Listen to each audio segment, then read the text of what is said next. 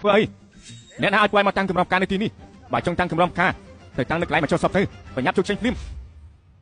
តើអ្នកណាឲ្យសុំម្នាក់មកគ្រប់គ្រងការងាររបស់ខ្ញុំហ៎អាឡអិតឯងដឹងថាយើងជាអ្នកណាទេឯងដឹងថាឲ្យយើងជាអ្នកណាទេហ៊ានមកបំផ្លាញការងាររបស់យើងខ្ញុំមិនហ្វត់ថាលោកជាអ្នកណាទេលោកឲ្យជាអ្នកណាទៅស៊ូម៉ៃឯងទៅតែលោកអត់មានចង្ចោះទេឬមួយក៏លោកអត់មានទឹកនោមមិនព្រមឆ្លងមើលរូបរាងអាក្រក់ខ្លួនឯងហើយមកតាមស្លាញ់អាកិនជនក្នុងក្រុមហ៊ុននេះចាញ់ទៅគួរឲ្យអស់សំណើចនៅទីក្រុងពេមិនធ្លាប់មានអ្នកណានិយាយជាមួយយើងបែបនេះទេ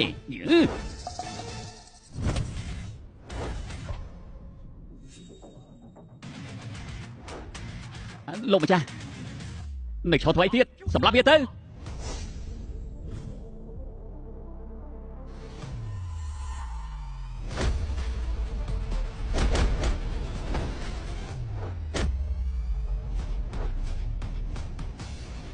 អានេះសត្វមនុស្សទម្ងន់100 ទៅ 200 គីឡូតបតែមួយជើងហោះទៅបាននេះមិនមែនជាមនុស្សទេនេះកុំឲ្យគេបិទយើង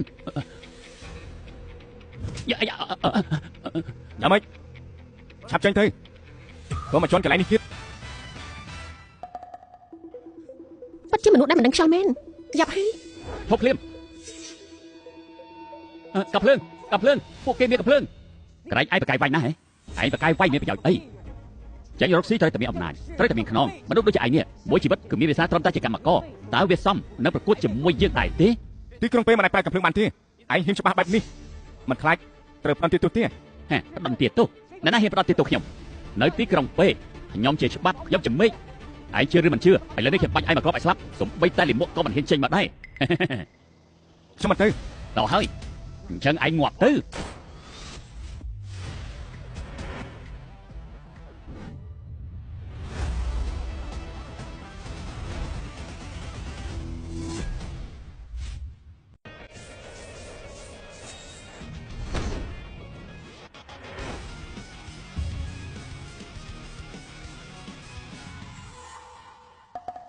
យ៉ាងម៉េចហ្នឹង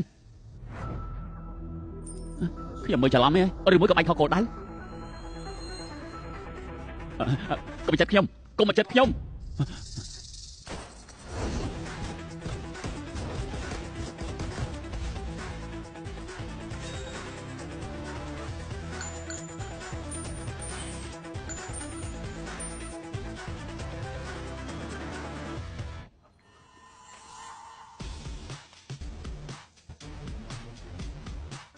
លើក្រោយឯងគ្មានឱកាសធ្វើដូចជាសត្វរុយពណ៌បៃតងដើរពីវិញពីកើតបែបនឹងទៀតទេបើមកទៀតយើងនឹងវិឲ្យប្រកាច់ហើយប្រាប់ឈ្មោះមកឆាប់ប្រាប់ឈ្មោះមកអូខ្ញុំប្រាប់ឯងខ្ញុំឈ្មោះផាំងធៀងឆុងជាសន្តិសុខទៀតមកថ្មីនៅក្រុមហ៊ុននេះបើចង់សងសឹកនាំគ្នាមកច្រើនទៅនាំមកតែពេកមិនគ្រប់ឲ្យខ្ញុំហាត់ប្រាណទេឯងទៅវិញគិតឲ្យបានល្អទៅល្អឯងចាំយើងណា